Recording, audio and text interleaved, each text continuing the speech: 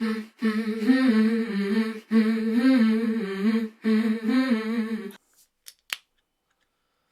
that sound again, Jamie. Must be Friday. Welcome, everyone, to another episode of Two Men No Hope. Oh, it feels good to have a drink, man. Seriously, I fucking need it. How you been, man? I've been good. I'm glad we're back on recording. I had a fucking hectic weekend. I did 3 days. It's almost like I'm a kid again. I did 3 days straight of boozing it up. And it, like, on Monday, I felt rough. Like, rough as fuck. I can only do 1 day, man. Fuck that. 3's too much. It did feel like too much at the time. We went to the Live Golf at that's local in Hemel. We went to there on Friday, which is basically like the PGA Tour, but like the Saudis version of it. So everyone that went from the PGA to the Live Golf can't go into the normal like World Championships and stuff anymore because they've got to pay too much money to be in it, basically. So we went and did that, and then that turns into like a rave afterwards, and that's not my type of music at all. So I drank quite a lot to like get myself into the mood of dancing to like house music. I like a good rave. Yeah, fucking hell. Ended up being all over the joint. And then we were supposed to be getting an Uber home, me and Charlotte being sensible, yeah. And then it goes to us. We were standing waiting, and obviously there's like 13,000 people there, so there's going to be a lot of fucking waiting for Ubers. And we just so happened to see one of the guys that work with Charlotte getting dropped off by his missus. And he was like, jump in the car, we'll drop you off. And I got in the car thinking I was going home, yeah. Yeah. They took us down the road. They took us to the local pub, and then we ended up being there with all of Charlotte's work guys. And I was there till like fucking 11 o'clock at night, absolutely mullered. Fucking hell, man. Fuck that. Then on Saturday, I had to peel myself up and go to a joint 18th birthday party for my two little cousins. And Dan, I'm telling you now, if you've never felt old in a room, go to a fucking 18th-year-old birthday party, because I tell you what. At the beginning, I was so hot, because for once, I'd overdressed for the occasion, where I was wearing a shirt, like an overshirt and jeans. Yeah. Everyone else is in shorts and t-shirt. I'm sweating like a motherfucker, yeah. And then, like, we were, like, drinking the hangover off and kept going and doing loads of shots and stuff. Then all of a sudden, all the 18-year-olds started splintering off and going home. And it ends up just being all the old ones, like me and my cousins and Uncle Joe and everyone, yeah, just absolutely smashed dancing to music. What the fuck are the 18-year-olds going home? They're the ones supposed to carry on going. Exactly. We kept saying we're out partying the 18-year-olds. It's different era, man. Different era. Different era. And then Sunday I went and did a barbecue to meet Charlotte's new gym friends and their husbands. And we drank lots of margaritas. And I got very into a game of garden Jenga, which I became like obsessed with. And I was like, come on, we need to go play another game. Everyone was calling me like a sad cunt. Fucking hell. I'll get really like, if I'm losing, I'll just knock it over. I'll be, oh, game's over. Too bad. Not playing that game. I was like surveying it. I was like walking around it, like tapping all the fucking little blocks, going, what can I move next? While they're all walk off. They're not interested. I'm standing there looking at it. Fucking hell. That's because it's your third day of drinking and you're like fucking off it. I'm just in a delirium, yeah. Yeah. I said to Charlotte, hopefully I give a good first impression, because that was my third day in. I weren't showing my best self, do you know what I mean? That just sounds terrible. Like, I haven't had to do any of those things yet. Like, go meet my gym friends and stuff. And now I've said it. I've now opened the door. It's going to happen, mate. Yeah. It's going to happen. I don't mind doing it, but it's just third day in. I can't do that again. Honestly, I was at wit's end Monday. I thought I was going to die. I was just walking around work, 12-hour shift, absolutely sweating off 3 days of alcohol. And I just hid in the clean room in the aircon. Oh, you got aircon at work now? Well, it's classed as aircon. I've got better aircon in my room. Oh, you and your fucking aircon.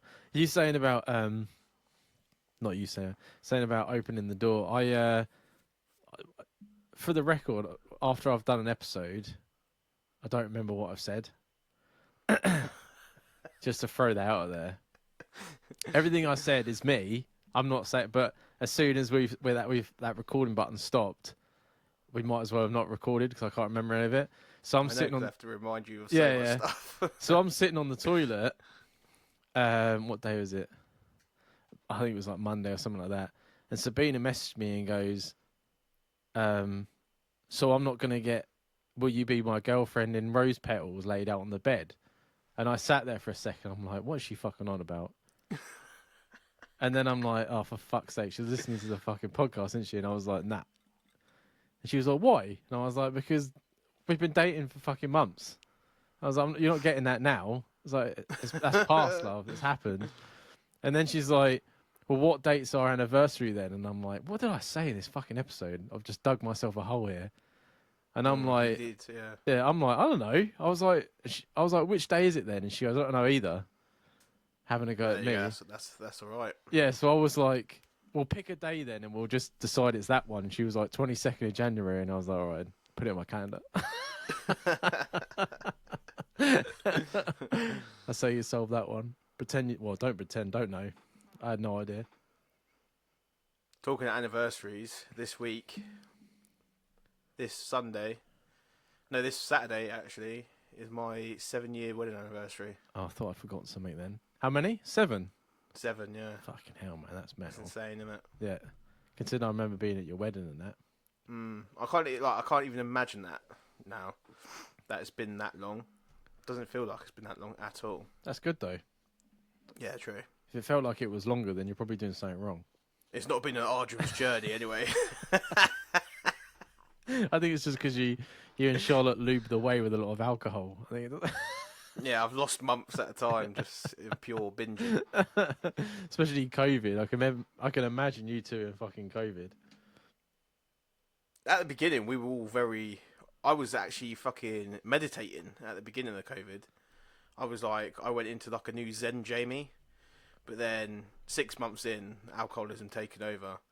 And the anxiety had reared its head for the first time in my life. And I was just like, if it's no one from work, I couldn't speak to no one. I just turned into complete and utter fucking special. Like, honestly, I didn't know I had mental health issues before fucking COVID, and that dragged it out of me. I see. COVID was just the same for me. So something fun happened to me on Saturday morning. Me and Sabina walked to the shop, like the normal corner shop. Because I forgot to take the bacon out of the freezer and she didn't remind me, so it was still frozen. So we went and got bacon, and I was like, oh, sweet. They've got them really cheap apple turnovers in here that are like £1.20, you get like 4. And it's not even apple in it, it's like apple jam. I was like, banging, I'm going to buy some of them. Got back and took a bite out of it, and they've got like bits of sugar crystals on the top. Yeah. So I'm like eating one, and then I hear this like crunch, and I'm like, oh, that was a massive bit of sugar. And I basically grind it in my teeth and swallow it. And then I turned to Spina, I was like, something's not right. And it wasn't sugar that I'd grinded, it was half of my tooth had snapped off. No, no. And I fucking ground into powder and then fucking swallowed it. So now like one of my teeth at the back is like, so it's gone right down the middle on one side. Luckily it's at the back, so you can't even see it. But like a bit of it sharp. So like sometimes she's having a go at me because you can tell when I'm playing with the hole in my, I was going to say playing with it. Play with the hole in my tooth because I sit with my mouth open in like a daze, and that's me like my tongue sticking in the... You'd have to keep an eye on it, because if it goes too far, then you might end up getting bad breath from it and stuff like that. Well, so I'm quite bad with my teeth. It's a massive like it always plays in my mind. Like I hate my teeth. It's my own fault. Right. I've never. So it's like what do you call it? Self-conscious. I'm very self-conscious about my teeth, even though I don't do nothing about it. But like the beginning of lockdown, my tooth got infected. All right. So I went to the dentist, and they were like, we have to blah blah blah. So they drilled a hole in it, and they pulled the nerve out, and then they were like, we'll put a temporary filling in it, so you can come back when it's not an emergency and get it sorted and blah blah blah. A week after that, so the second week into lockdown, the temporary filling fell out. So I've had a hole in that tooth since the beginning of lockdown. Oh, it's that same tooth. That same tooth, yeah. So that's why it cracked, because there was already a massive hole in the middle. Hollow, yeah. Yeah, and it just happened to. But I'm not registered for a dentist, and the dentists are going through a fucking. I don't even know what they're going through, but no one's fucking taking patients on. Oh, Like, mate. and if they are, you've got to wait like 2 months to even get signed up for a fucking dentist. So, lucky I bought a load of toothpicks, because I'm just going to have to fucking deal with it myself until I can get to a dentist. Oh, mate. I bet the Americans are sitting here listening to us talk about teeth, and they're like, because there's a stereotype that British people always have bad teeth, innit? Yeah, I bet they're teeth. sitting there thinking, oh yeah, I have a dental plan every month or so. I'm like, fuck off, mate. Fuck off. Well, I already explained the Dickie Dentist thing, right? You remember Dickie Dentist? Yeah, yeah. He caused a massive, I hate dentists. I'm like, I'm not good with dentists. I always have to find a dentist that's good with like nervous people. Yeah, Ramesh Ranganathan actually recommended one on their podcast doing. They call it like the caring dentist or something. Yeah, and he said it's literally the best thing you could do. Yeah, see, so it freaks me out. So that's why I put it off so much. And then my ADHD doesn't help, because I'll be like, oh, I'll phone them tomorrow. And then it's like a year later, and I'm like, oh, I should have phoned them yesterday. You know what I mean? So fuck myself in the arse right there. Yeah, it is one of those things. It's like the doctors, isn't it? Like, I will ignore anything that's wrong with me for months until it starts actually hindering my life, and then I'll be like, right, maybe I should speak to the doctor now. The thing that gets me though, right, is that I think we've said about this before. The dentist and the doctors are both fucking Monday to Friday. Yeah, they are. And I work 10, 11 hours. So I actually start and finish work, but they're closed. They open and close before I even fucking finish. So how the fuck am I supposed to go and see anyone? Do you not have appointment hours? Yeah, but I'm working. I start work at 6 in the morning. I can't use my phone. They won't let you have your phone on you. Oh, really? So I've had to get mum to ring dentist for me, and they won't speak to her because it's not her that's got the dentist problem. So I'm like, well, I can't use my phone. What am I going to do? Telepath. I'm going to I'll speak to you in a minute, love. I'm just going to quickly, you know what I mean? Answer your brain for me. Do you know who come up with that concept? It's the people behind Cineworld, yeah, are now behind the dentists and the doctors. Like, they're all the same cunts. I'm telling you now. I'm actually going to tag Cineworld into a post of ours just to tell them to fuck off. Because are you still pissing paying? me right off. No, because you I got my it, refunds and I got everything back. Do you think I've received the new card, Dan? No. It's going away with that Christmas hat. Mate, took me 7 months to get a car that I was supposed to get 7 months previously, which has the older number plate on it, which pisses me off every time I look at it. And then that's happened, and I still haven't received the Christmas hat. I wonder by the next Christmas episode whether I get the Christmas hat from last year. If that happens, then, or I might just get someone to order me one and just say, I'll make out to the listeners as though it's the Christmas hat. Oh, the listeners will be happy to know that tomorrow I will be getting a new boiler installed into my house. They will be happy. They will be knowing that you're not going to be dying in this next winter. Well, my windows still aren't fixed, but yeah. So, means you have to turn the heating on, though, Dan. Well, I'll get to that. So 2 weeks ago, I was in the shower. No, actually, it was longer than that. When I was sick, so I'm fucking dying and that. I get in the shower. I'm like, oh, a shower will make me feel better. Get in the shower. 2 minutes, goes freezing fucking cold. So I go to my boiler. I'm covered in fucking water and soap, and my hair's fucking sticking up. Joint. Yeah. butt ass naked on the landing trying to figure out my boiler, and then I have to take a hose bath in the sink because I can't get boiled the kettle, fill the sink up. I had to fucking. So I'm like, this is fucking ridiculous. And then it comes back on, and so since then I've had to take showers in. It's like a race, right? I have to stand in the shower, and I have to put my hand on the. As soon as it goes hot, I got to fucking wet shampoo, soap, fucking wash it off, arse crack, get out, because then the water goes cold. It's like a fucking marathon in there. So I got British Gas to come round, and they got like 0% interest. And I explained to him, and he was like, blah blah blah blah.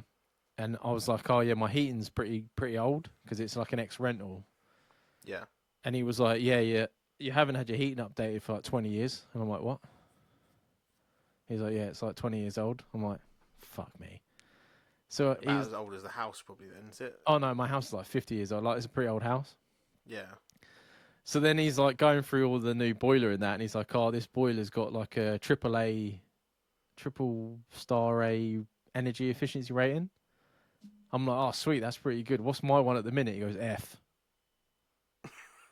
I was like, what for fucked? You'll probably find your bill comes down to like half now. Yeah. It's actually efficient.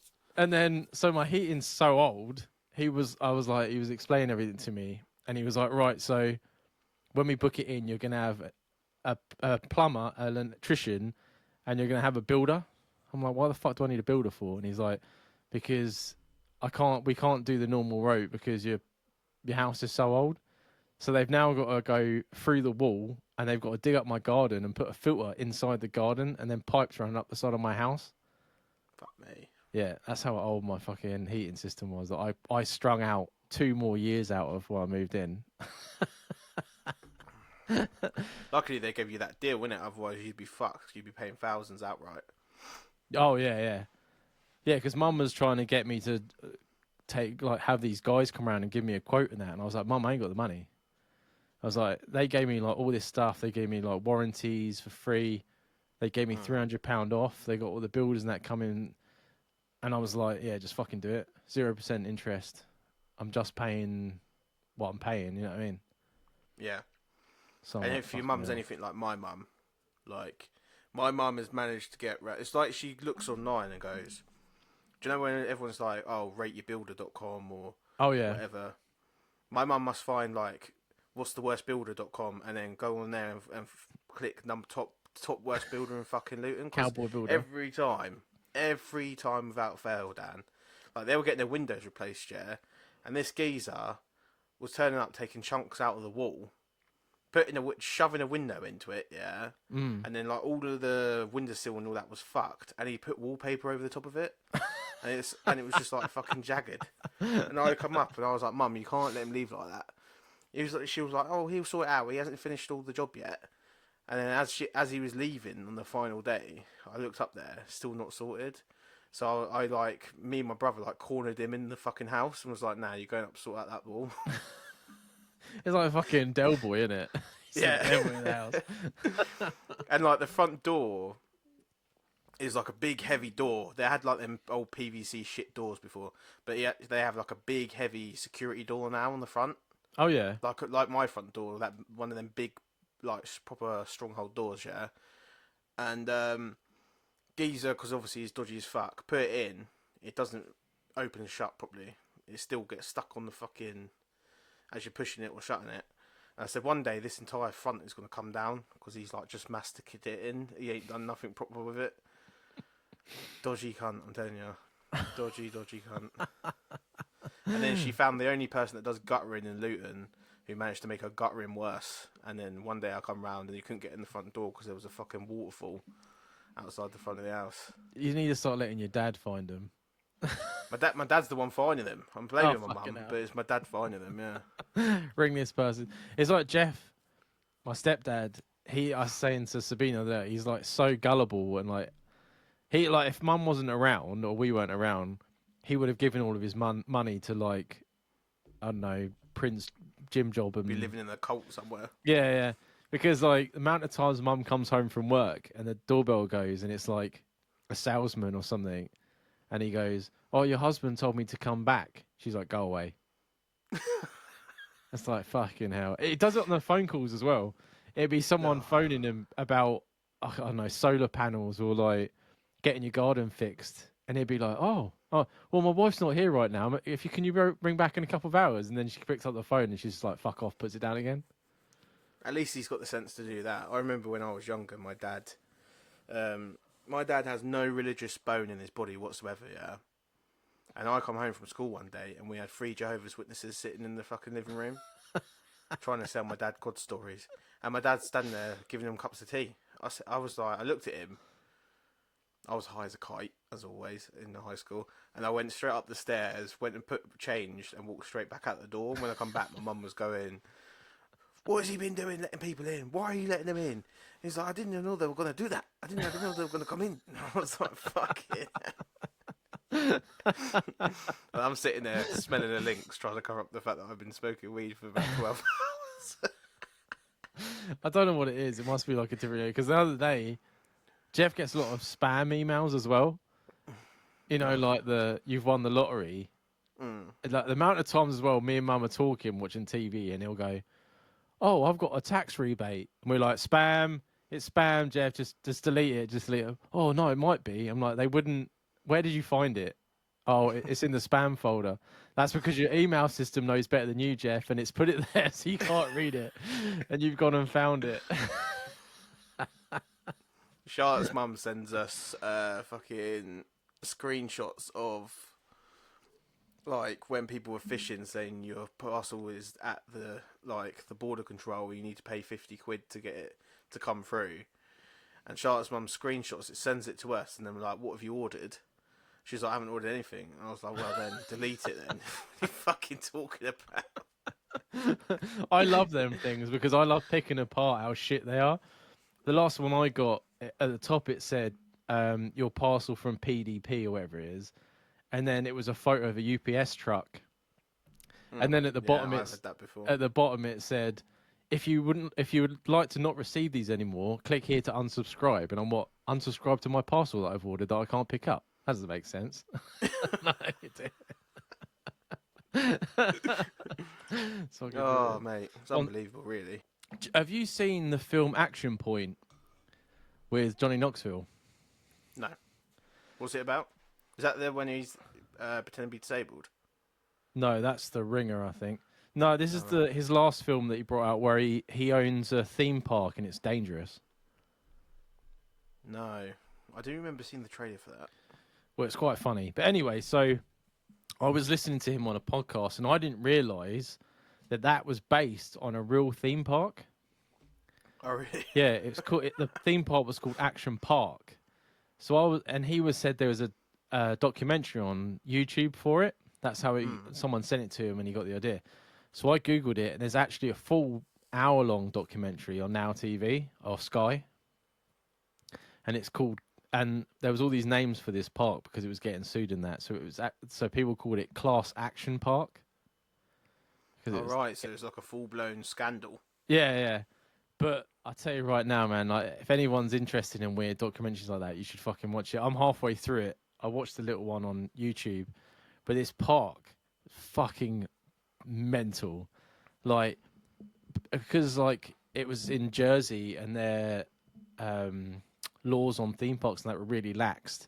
They were getting away with fucking people dying and shit. Like it was that fucking mental. Yeah. And like one of these, I was right at the beginning. One of these water slides was a tube that was like I can't remember how high they said it was. 5 stories. No, it couldn't have been that high. 3 stories. But it went. It was just a. So it was a tube that it went straight down, and then it looped. And then you come out of it. So you went down, looped over yourself and shot out the end. And one of the employees are in this documentary, so it's funny because you get first-hand accounts. So all the rides in that were just, the owner was fucking mental. And he wrote this one on a napkin, and he just found someone to build it for him. And the employee, so when it was built, he was throwing test dummies down it, and the dummies were coming out dismembered and heads coming off it and shit. It's like the Tiger King or fucking theme Yeah, parks, yeah, isn't yeah. it? So everyone was like, fuck that. And this is in like the 80s. And he's like, right, any employee that goes down it, I'll give you $100, which is a lot of money back then. So everyone was like, oh, fuck it, I'll go down it then. So what they had to do is they had to explain the safety. You had to cross your arms and your legs. You had to make sure, so you could only be a certain weight. If you were too small, you wouldn't get enough momentum to go around the loop. And if you were too big, you'd get stuck. Yeah. And they would spray you down with a hose to make sure you were lubed up before you went down. Fuck me. And then when you got into it, it was pitch black. So the guy was saying, like, you could feel yourself going faster. And by the way, the amount of G's you would get going down this slide, apparently, you could only get in a jet. That's how fast you would go down, yeah? So so you go down this slide. And this is only one ride, by the way. Like, this was massive, this place. But this is one ride that's just made me laugh. You go down, he says you were going so fast, all of a sudden you'd feel your legs lift because you've hit the bend that goes above. And then you would just get slammed into everything. And as you go over the top, you drop down because of gravity. So you go around the loop, slam down, slide right down, and then you would fire out the end. On your front. Whichever way, it doesn't really matter. Whichever way your fucking gravity's taking you. So the guy's like, oh shit, yeah, we probably need to do some like safety stuff. So they put a load of padding around the top of the loop. And they were like, that. Smack it too hard. Yeah. So they were like, oh, that'll sort it. So he's like, all right, keep testing it, giving out $100. And then all of a sudden, after a couple goes, like it seemed to be fine. And then after a few times, people started coming out with like cuts and stuff on them. And like their face was like bloody and shit, and they were like concussed. And he's like, why the fuck are they getting cut and that? So there's a hatch on the top of the loop. When he opened the hatch, the builder, he found that people's teeth were stuck in the safety bit. Oh. So people were going round, slamming into people's teeth and scratching and getting like cut up. That's disgusting, man. What the fuck? That's just one fucking ride. Seriously, this place was fucking mental. Yeah, it's called the fucking death trap. Documentary is called Class Action Park. Yeah. It's on Sky. You should watch it. There was another ride where it was like bumper cars, but they were in the water. And you sat with like the engine and that between your legs. And apparently kids were getting taken into ambulances because the engines were so fucking rigged that they would leak oil and it would seep into the skin and it would give you like rashes and stuff. So the kids were like getting taken to hospital. Fuck. So, fuck it. It's absolutely mental. Absolutely Thing mental. is, they sound like good rides up until when you actually start describing the actual, like the ins and outs. And then you, like, because bumper cars on the water sounds cool, doesn't it? It looks cool as well. Yeah, but obviously it weren't that. It weren't safe. No, there was so many. Go on. There was one more ride where it was like the same as the loop, but there was no loop. But the end of the tube was in the air, so that they were saying you would come down it really, really fucking quick, and then all of a sudden you would see this little bead of light, and then it would just go boom and just throw you into the air. And you were like 20 foot off the air. So he's like, for a second, you would lose all momentum. You wouldn't know where you were. And then you just slam down into the water. Fuck. Oh, mate, seriously, it was still going. But I say I would want to go. And it's the same reason it went on for like 20 years is because you can get hurt. All these parks are so safety regulated and that. I'm like, fuck, I want to get thrown up into the air and slammed into the water. That sounds fucking amazing. Do you know why? I don't think I've ever told you this, but the reason I'm put off of any ride ever, like doing any like roller coasters or anything, yeah, in year 6 in school, we went on a trip to France, yeah. Mm-hmm. And did you ever watch the cartoon Asterix? It was about these like two little fucking Asterix and Obelix. Yeah. Yeah. There was an Asterix world there. And they took us on the rides. And when I went there, the roller coaster was made out of wood, and it was a rainy day. And as the people were going, I remember standing in the queue profusely. I was standing there looking up. Yeah, as the thing was going like that, the wood was like coming outwards. It was like leaning out over like the top of us because it had so much movement in the fucking roller coaster. all of the thing was coming over the top of us. It looked like it was going to fall over. And then the teacher was like, "Oh yeah, it'll be fine. Yeah, it'll be fine. It's fine. We'll get on it." And I was thinking, my mum hasn't signed anything for me to do this. Yeah. And we went on it. And it was the most scary thing I've ever went through in my life. Yeah. And then if it wasn't part of our group, but there was something like French kids behind us. They come down the final descent bit. As they went down the final descent bit, they just went straight through the wood at the bottom. And I was like, nah, I'm not doing it again. And that's why I've never gone to Fort Park, any of them like rides or anything. I don't do it. I just haven't done it because it shits me up. Oh man, I want to go to Alton Towers so bad. So bad. Leaning over the top of me. I don't mind doing a log flume or something stupid like that, but I love log flume. Yeah, no, the lazy river. It's so funny. There was you saying about bending and that. Apparently there was this ride where it was like a ball within a ball. So you got in the middle and like it moved you around, but it was on like a track. But they made the track out of PVC pipe. Fucking hell. So apparently, that's like be all over the joint. Apparently, I can't remember what they said. It was a hot day or it was a rainy day. I can't remember. But yeah, so they put the ball on the track, the PVC pipe track, and then as it was going down, it bowed and snapped.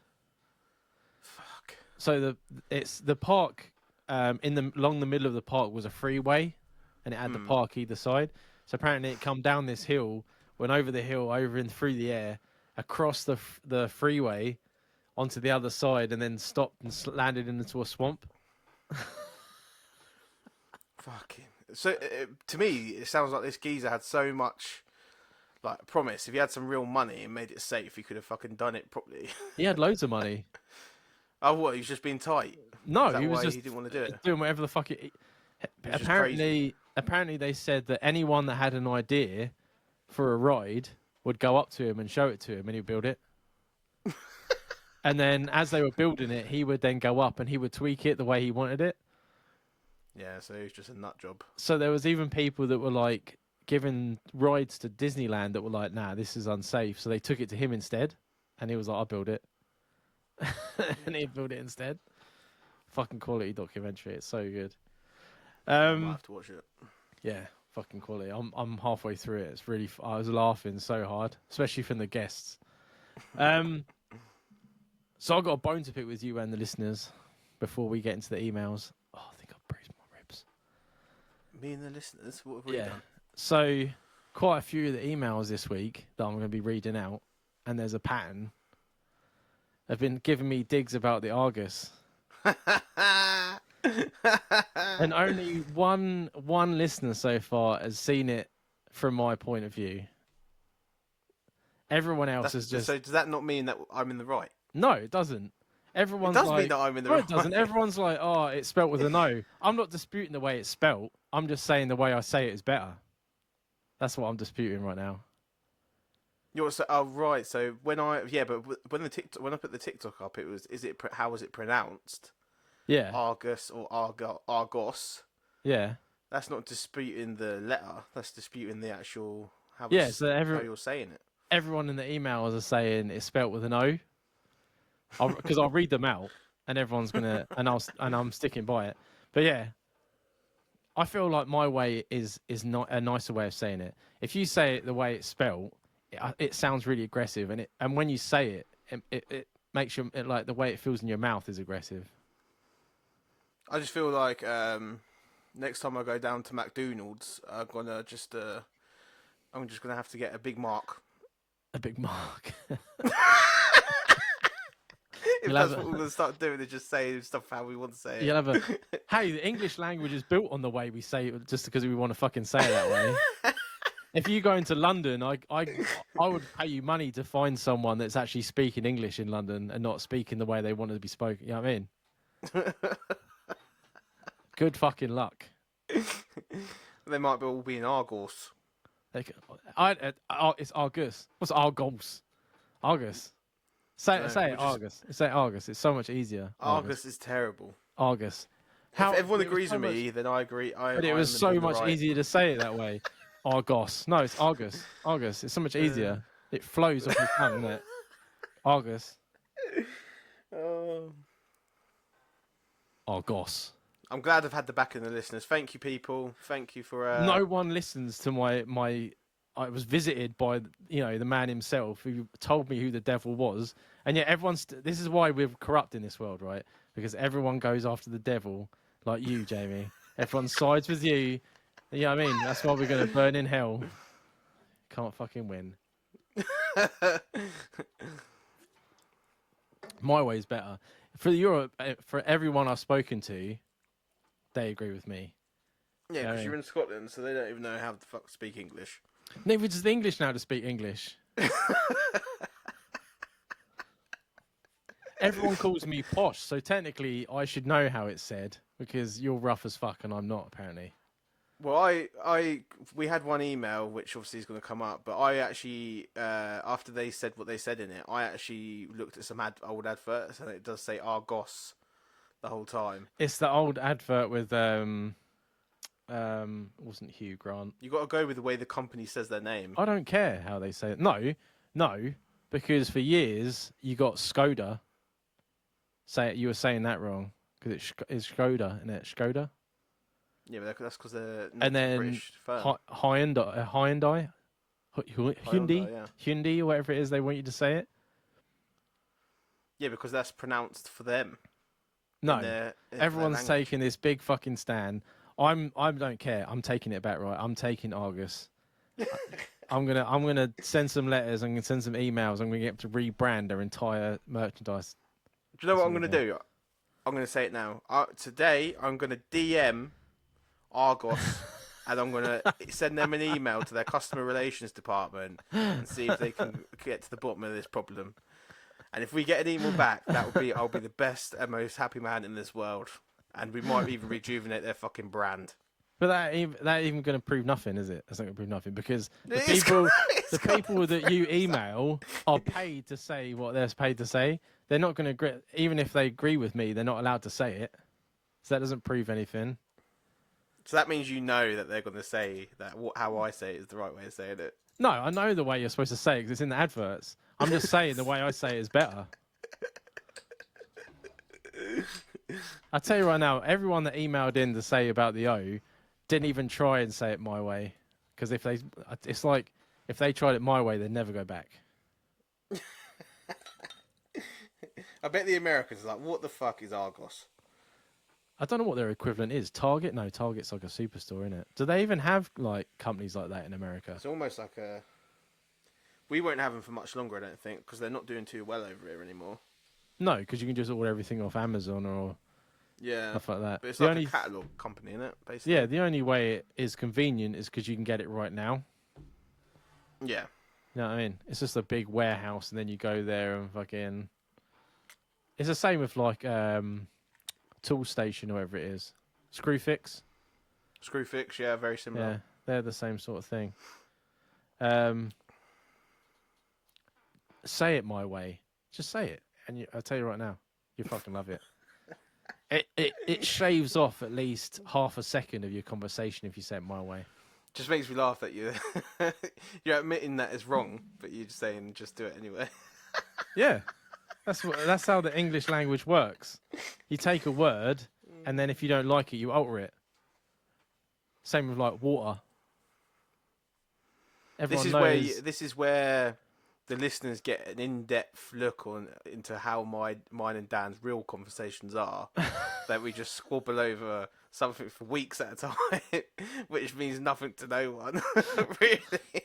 Yeah, but it's the listener's fault because it passed. I'd already forgotten it until I get numerous emails. P.S. Dan, it's spelt with an O. I might get more now. I'm like, did I say it wasn't spelt with an O? I'm just saying mine's better. My way's better. Do not write in Argus in the email unless you said it my way. Otherwise, I'm not fucking interested because everyone knows that my way's better. I can't wait for the people to email after this. I'm not wrong, though. How many words in the English language do we say that doesn't even say the way it's supposed to be spelt? Oh, yeah, of course. There's loads of that, but if McDonald's call themselves McDonald's, then you call them McDonald's. You don't call them McDonald's. Yeah, but then you had like the cooperative food, who is now the co-op, because everyone called it the co-op. Yeah, but the co-op was just a shortened version of the original thing. So mine's an easier way of saying the original thing. Easier. It's no easier. It is much. Say it. I would time it if I could be bothered. My way is quicker. It sounds better. It's nicer in your mouth when you say it. I feel as though we need to put a pitch towards Argos. The I was so aggressive, Argos. Look, when you say it, you get like a lump in your throat, Argos. If you say Argos, if you say Argus, it's like smooth, isn't it?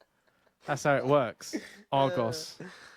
I'm right now like this sexy sports car, and you're like a VW Beetle. That's how it is right now. Is that how you see it? That's how I see it. Yeah, Ferrari, a Beetle. Yeah, I'm like 0 to 60, and I've passed you already, and you're like starting to put your key in. You're like the crazy person on the bus, and I'm the person trying to get off. That's what it's more like, Dan. Well, all right then. I'm gonna get T-shirts made, and it's just gonna say, "Sorry, did you say Argus?" That's what it's gonna sound like. Yeah, and then people will be like, "What's Argus?" And I'll be like, "Say that again, and listen to what you're saying, and you'll know where it is." It took me a good 2 minutes to twig, and I'm smarter than a lot of people, Dan. It's just a better way. It's because you were so dumbfounded with how much easier it sounded and how much quicker I said it. That's what it was. I genuinely didn't put two and two together, and when I played it to my mum, she didn't understand what you were talking about either. Anyway, he didn't get the job. Sadly, it went really well. The interview went really well, and she said that she was really impressed with him and that. But that's how interviews go, don't they? Like, she said something about they could end up staying till 5 a.m, and I said, Mum agreed as well, that someone could have come in behind him and had a shit interview, but they could have been his age and been driving. Yeah. And that's all it takes. You know what I mean? Yeah, because that's probably a question they would have asked. Well, he's learning, but yeah. Yeah. He will find that it will open up a lot more for him once he's passed his test. Yeah, especially in Scotland. But at least he's had the experience now, and he doesn't seem too put off by it. But it's a shame, really. Would have been a good one for him, like just going in, filling a warehouse up, and then coming home. Oh yeah, 100%. You don't have to deal with the customers. No. Right. We've been waffling for fucking ages, so let's go. Anything else? As always, all the opinions expressed in the show are of mine and Jamie's opinions and no one else's. As always, they're not gospel. They're just food for thought. They're just friendly advice. You do not have to take them or listen to them. They have been asked, so we are given. If you are easily offended by people's opinions, thank you for making it this far, but this isn't the podcast for you, and we hope you find one of yourself. See you later. And we keep everyone anonymous. No one's details go any further than us for our safety and for yours. And we hope you enjoy the rest of the show. I need to write that down because that was really tough today. It's because we had weeks we'll keep saying we've got to write it down. Yeah, I know. Yeah, we had that wordy discussion about Argus. That's what took it out of me. Right. So our first listener. So she says, "You guys converted me to the world of air fryers after watching your discussion with it a few episodes ago. Welcome. That's one of the single greatest things ever." Yeah.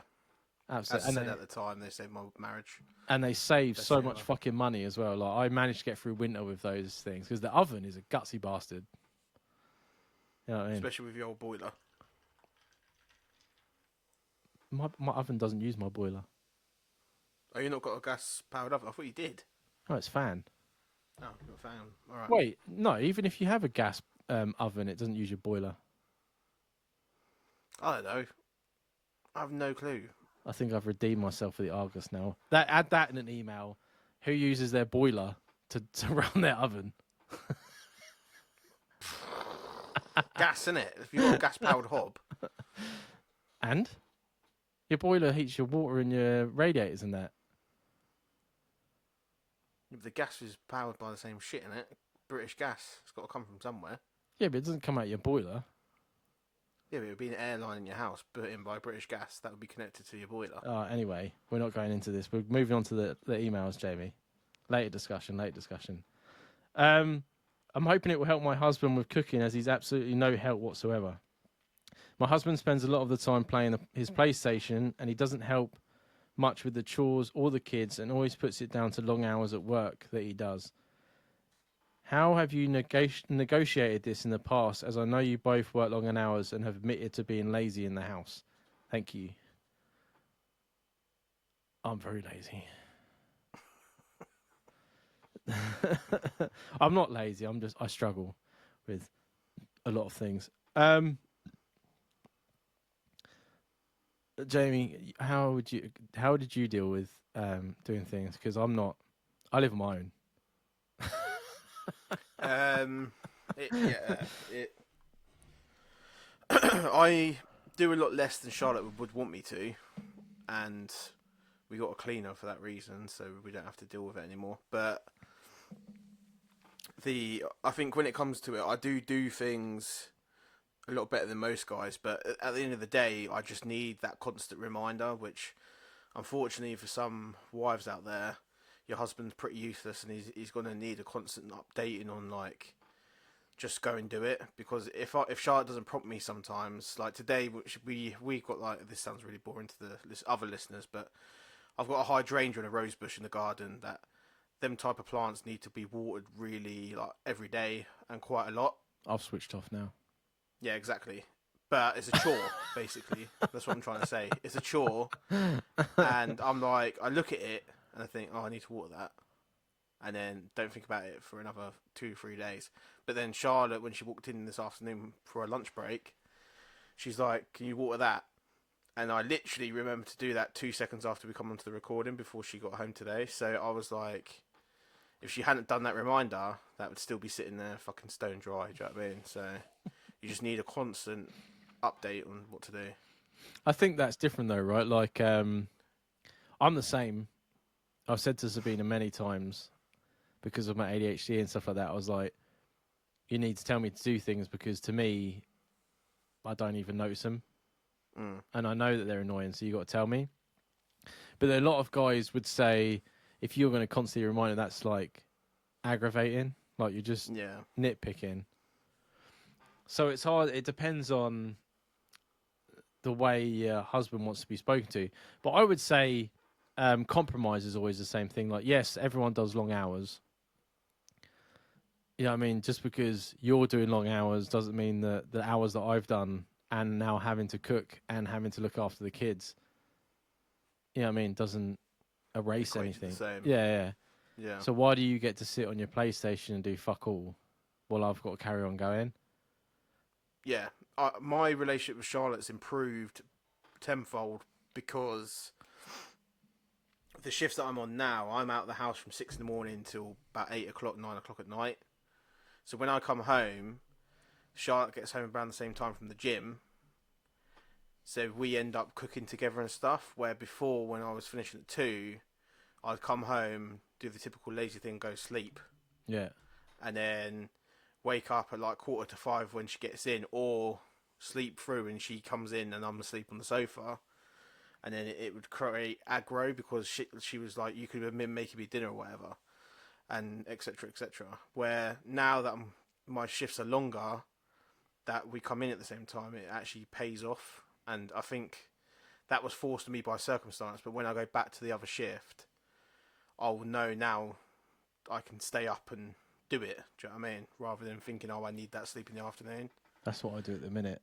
Sometimes I feel really bad sometimes because, like, sometimes Sabina's working from home, and I'll get there and it's like 4 o'clock, so I've got like an hour, and I'll fall asleep while she's still working, and then I'm assuming she's going to wake me up at 5, and then one day I woke up, and it was like 6, and she was on the phone to her family, cooking the dinner, and I'm just like fucking sleeping on the sofa, and I'm like, why don't you wake me? It does make you feel bad. Most people. It was a constant battle back then. Well, fighting myself, and it wasn't Charlotte's fault. It was my fault for acting like a fool. Do you know what I mean? So yeah, I do think it is a lot of where I needed the reminding, and also needed Charlotte would have a go at me every now and then and say she's like mothering me more than anything else because I wasn't doing anything. Mm-hmm. Then, but that's how Charlotte knows how to get me to react. Because my whole way of reacting is to think, "Fuck you, I'm going to do it." Do you know what I mean? But with someone else, that could shut them down. So you know your husband. Just have to know how to be tactful with him. Playing the PlayStation is no excuse for me because I play Xbox and stuff, but I would do all of that when Charlotte goes to bed. That's what I was going to say. I was like, there's nothing wrong with him doing that, which is probably No. what he's going to be like. Oh well, you don't like me playing it. It's like with a child, right? We've said this many times. Men are like fucking children. Mm. So like, if I were to go like down a neutral, like I don't know your husband or anything like that, the most sensible thing to me is like, I don't mind you playing the PlayStation, and I know you do long hours, but I need a bit of help. Can you please do this and this? And if that's done, then I don't have a problem with you playing the PlayStation. At least I feel like you've helped me out, and then you can chill out. Because Yeah. that's that thing, right? Like if you say to someone like, "I don't want you playing that," to them they're like, "That's how I relax," and you're now taking that away from me, and that's when they like start getting really nasty and Yeah, and then they start getting resentful back. yeah, because everyone needs that time to sort of chill out, and if that's what he is, that's he needs that. Mm.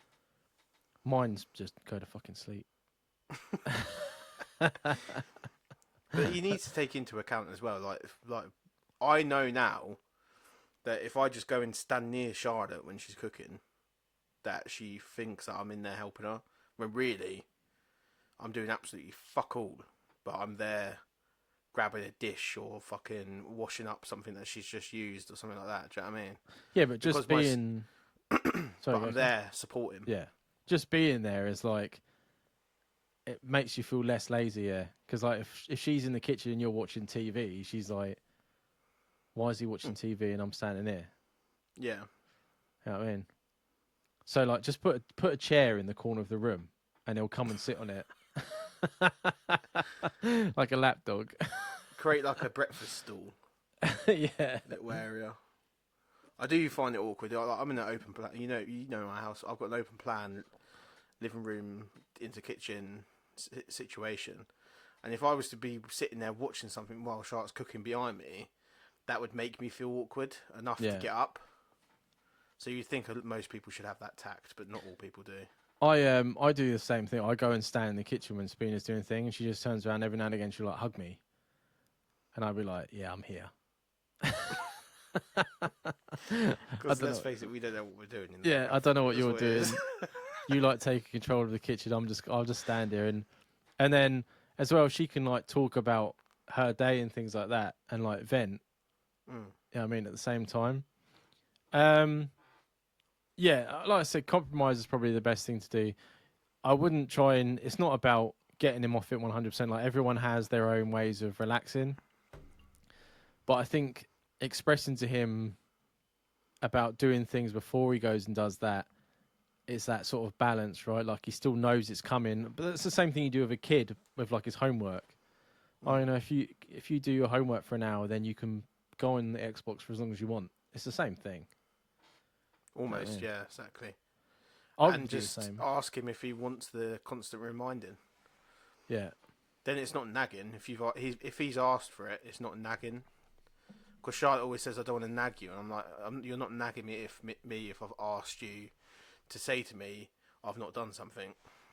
I always used to say to my ex when we lived together, I was like, if you want to write a list of things you want me to do when I come home. I was like, then write a list. Because make life a lot easier. yeah, because then people with that, but they associate that with like childish behavior as well. But it's not. It's like I'm like your what's the word? Standards. Your standards are higher than mine. Mm. I would live in a fucking dump if it cost less money. You know what I mean? I couldn't give a fuck. But I mean, I want to be happy when I'm at home, and I want you to be happy, and I want, you know what I mean? And I know as well for my mental health, coming home to somewhere that's clean and tidy is Will be better. tenfold. Yeah. But you couldn't tell me that to save my fucking life. You couldn't pay me to think that way. But yeah, if you write me a list, I'll do the list, and then you'll find me asleep on the sofa. But the list will be done. It's like when I come into my house now. Obviously, my house is always extremely tidy between cleaners and Charlotte being a tidy person anyway. But if you were to come up the stairs, we've got a 3-bed house, yeah. So the smaller bedroom is my podcasting studio, and it's also where all of my clothes are, and the room is totally fucked all of the time. And then Charlotte's got the other bedroom with all of her clothes and her dressing table and all that stuff in it. Her room is immaculate at all points. Yeah. My room, she closes the door if people come in the house. Do you know what I mean? So that sums up our 2 levels of standards that you were just talking about. And I was just like, so I will come up here and I'll get annoyed and I will be like, right, I need to sort it out. Or I have to clean it for when the cleaners come, which is even more ridiculous. But it is a difference in standards. And I think there's always one partner in the relationship that has a better standard than the other, because it's not always down to sex. Like, I got a friend at work called Kurt. His missus is the version of me, and he is the tidy one.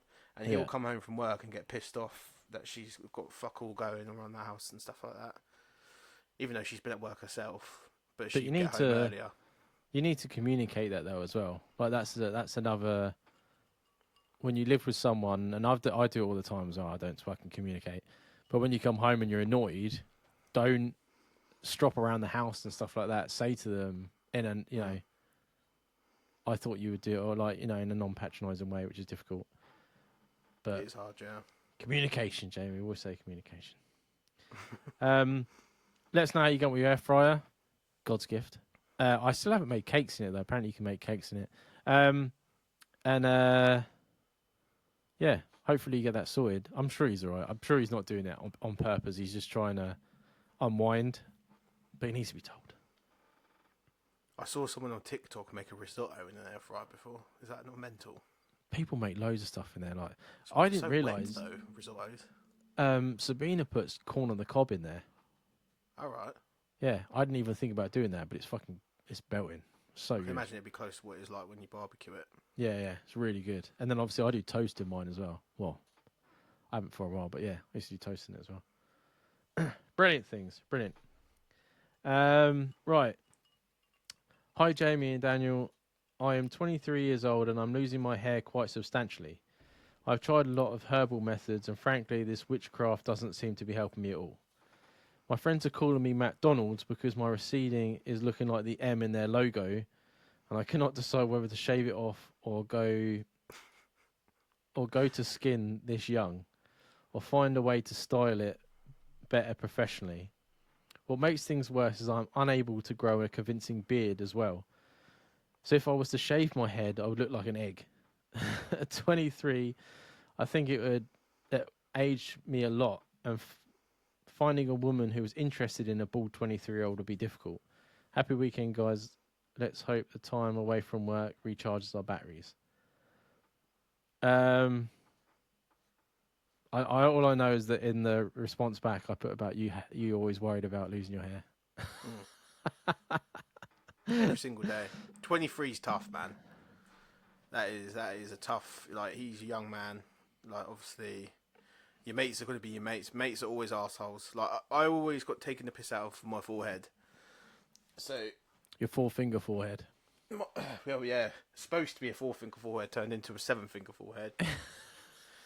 I had to explain to someone how you measure foreheads.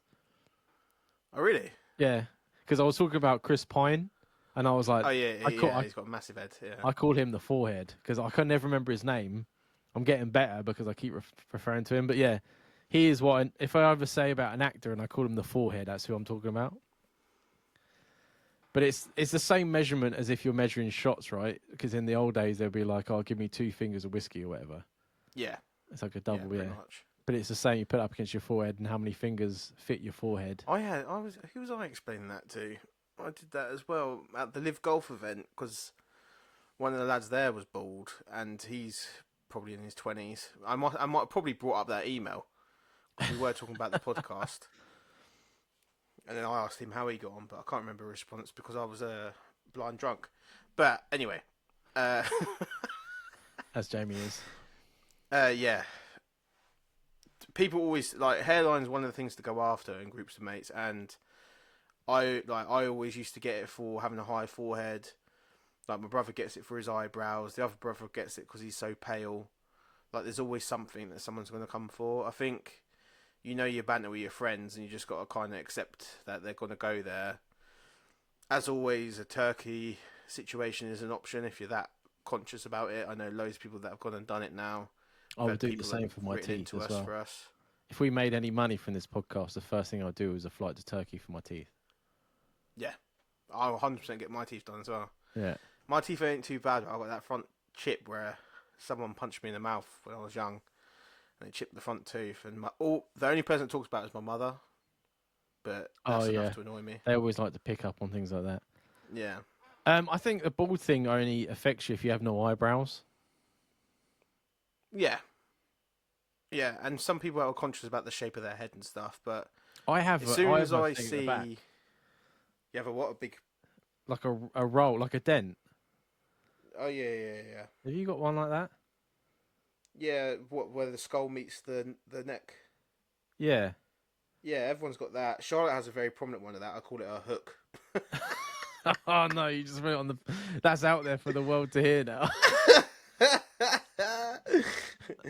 I hope her friends don't listen to this. They'll be like, "All right, hook." She's like, "What?" I always say to her, "You won't look good bald." Have you seen the TikToks of the so like Twitch streamers and that? Obviously, they have like we do, like the headphones and all the time. And there was a streamer that was like, "Oh, I'm gonna shave all my hair off for charity." And as he's shaving his hair off, he has a headphone dent in his skull. No. Yeah. No Have you not seen the way. videos? No. So then all these Twitch streamers were like, "What?" So they were shaving their head, and like loads of people. It disappears.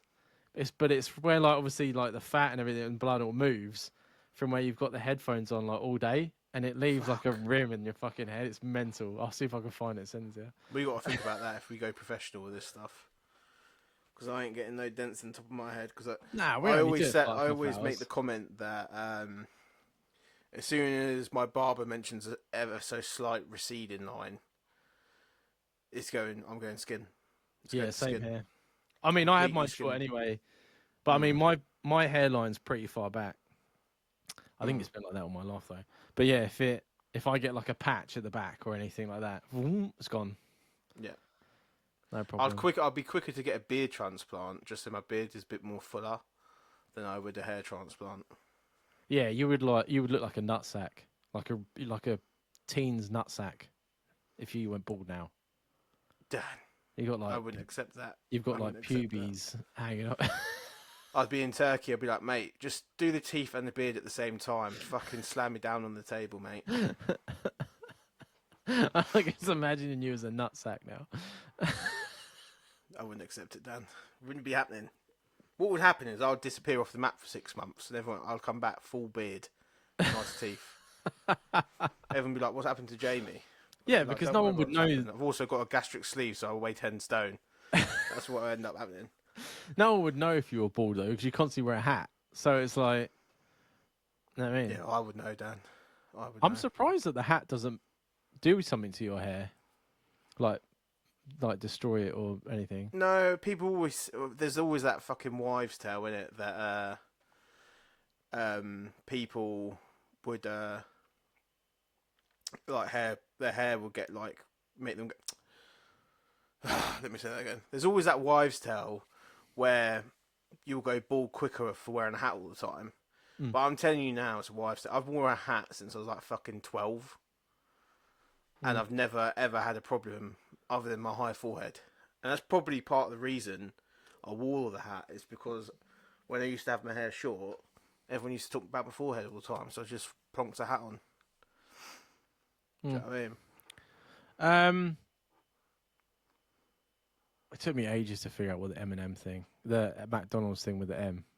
I don't know why. Must have been a long day. Hair is such a like. If you wanted to try going bald and you didn't like it, your hair will grow back. Mm. You know what I mean? Yeah. And a lot of women do not care about. In fact, a lot of women are attracted to bald men. Yeah, there is a. It's a show thing of testosterone. I can't. That's say why that you much. lose your hair. Yeah, it is. Yeah, because I was listening to a podcast, and what was it saying? Something about testosterone and like what's the woman's one? Estrogen. Estrogen, yeah. I can't remember the way around what it was. But yeah, one of them, destroys the follicles in your hair, and it gets rid of Yes, it. testosterone, yeah. Yeah, which is ridiculous, really. But then are we all supposed to be bald? So, and that as well, like if you've got someone that's got like really long wavy hair, does that mean that means they've got? Yeah. Means their testosterone levels are lower. Because a lot of people can go to the doctors now and get tablets put. It's like it goes into your back and slowly releases it to higher your testosterone levels. Because if a guy's trying for a baby or something and they find out it's low, then they can get a testosterone level put in. And also, I know a few guys that have used it to get themselves bigger in the gym. And one of the young lads that used it, he must have been early 20s, about 24. He was going bald quite quickly, and it was because he was using tea, which is the replacement. Well, there you go. Learn something new. So you could say that, be like, yeah, well, I've got no hair because I'm a beast, and you bunch of pussies. Look at the size of my dick. Look at the size of my dick, motherfucker. Just get it out. You're gonna learn today. Yeah, you remember what you do now. You're gonna get teased by your mates if you went to Turkey, come out with a full head of hair. If you shaved your head, yeah, the not being able to grow a beard is a bit of a pain. Yeah, and you don't want to look like Jamie, like a teen's nutsack, if you weren't bald. I would, if I had to do it and it was me, I would shave it off. Yeah. You know what I mean? And then get a big Charlotte's Web tattoo on the back of your head to just make you look tougher. And get something really aggressive written across the front line of it.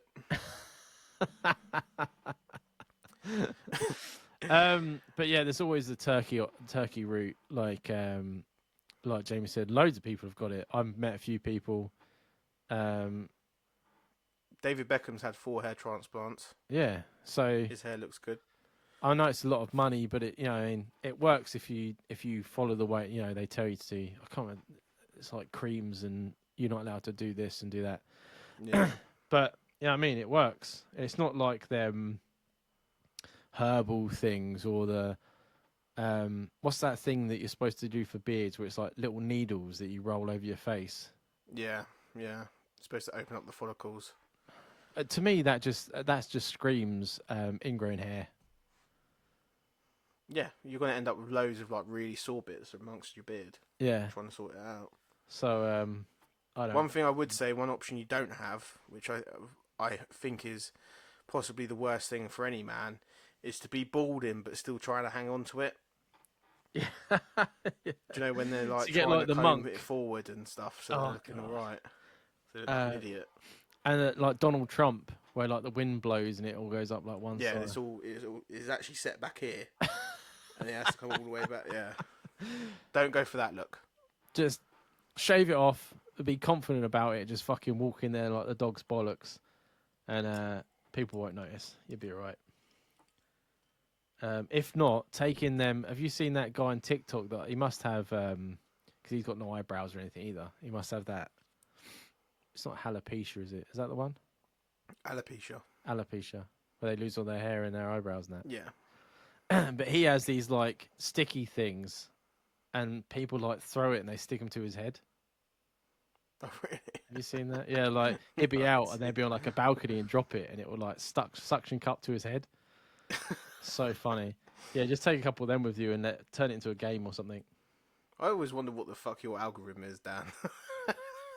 It's fucking weird. I'll tell you that much. Fucking weird.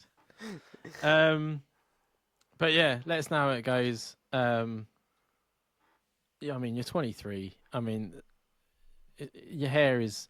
I know people put a lot of substance to it and stuff like that, but me personally, I can give a fuck. You know what I mean? That's why I keep my hair short. I've never been able to do anything with it. Doesn't bother me. I went grey, started going grey when I was fucking 21.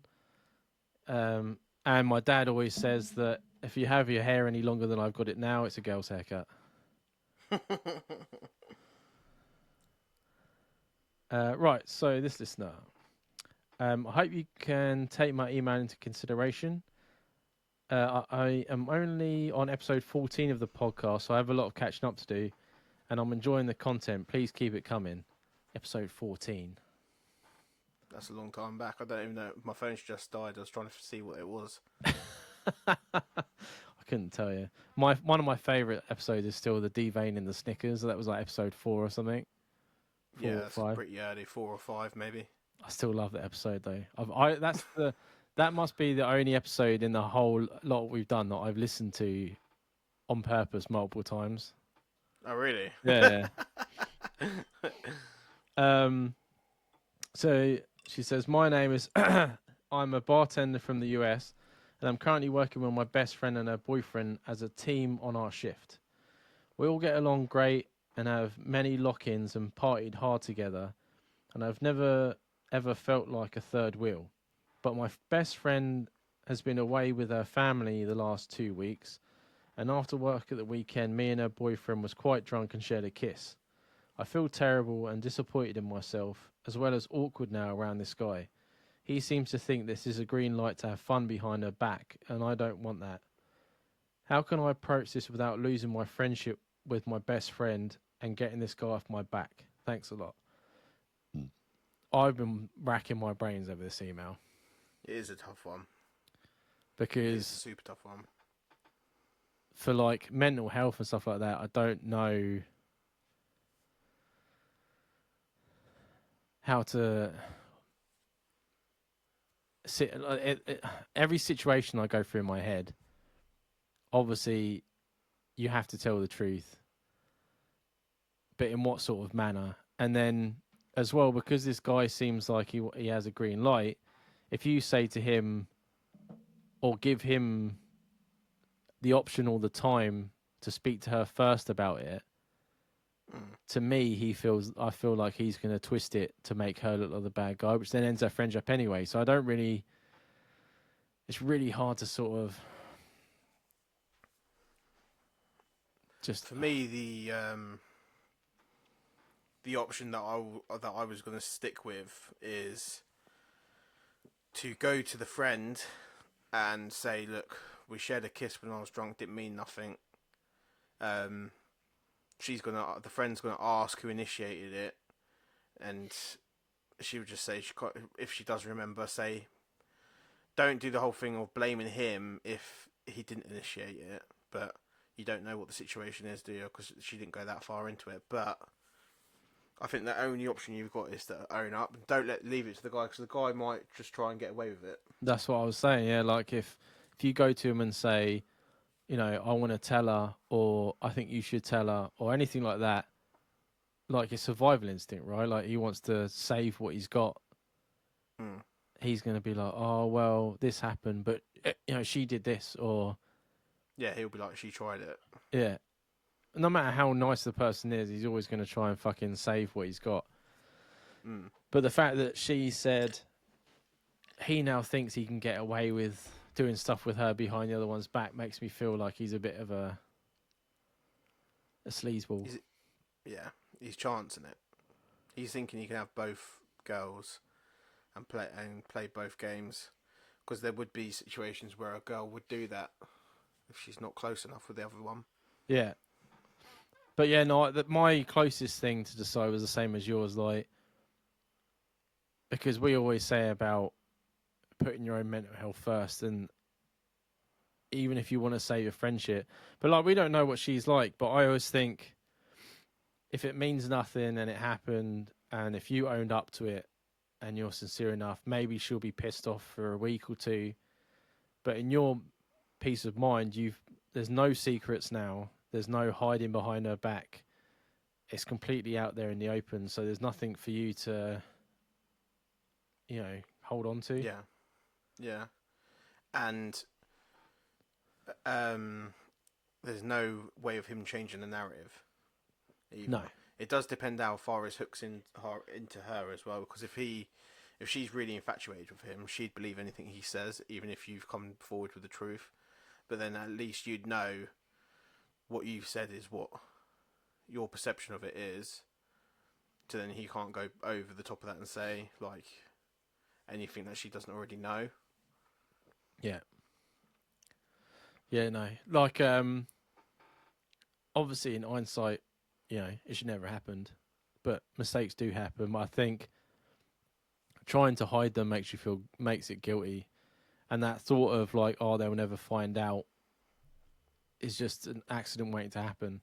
I think my thing as well is like, what happens when they have an argument and whatnot and you haven't told her and then he blurts it out to try and hurt her? It's going to bite her in the ass. It will come out eventually. Yeah. That's what it takes, is like one argument or something like that. So I think... could even come out if the relationship's ended between them for a long time and she still remains friends with the girl, and 5 years later that ex runs into the girl and says, oh yeah, I kissed so-and-so back when we were in the bar. Yeah.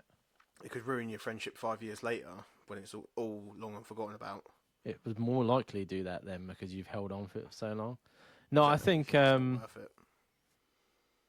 I think that's what, friendships are the same thing as relationships, right? You have ups and downs and the things you got to work through, which makes your, friendship in that stronger. If you trust in her to, because like, you know her better than we do, but everyone's going to get upset about things like that, but that's life, you know what I mean? You got to deal with what comes along.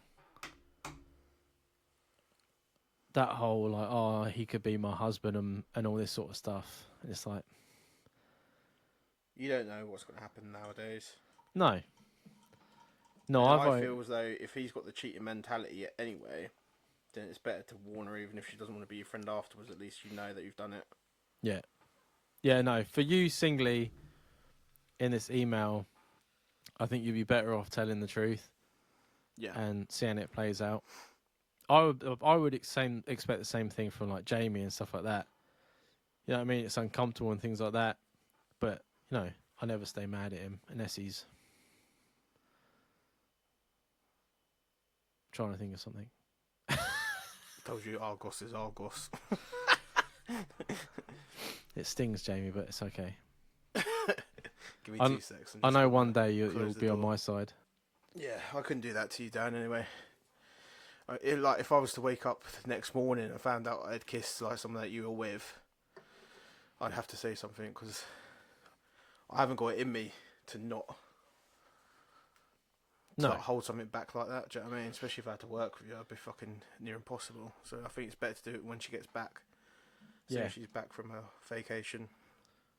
Yeah, I said in the email not to worry about it until it's happened. But yeah, no, owning up is always the best thing. You don't want that shit on your memory. You know what I mean?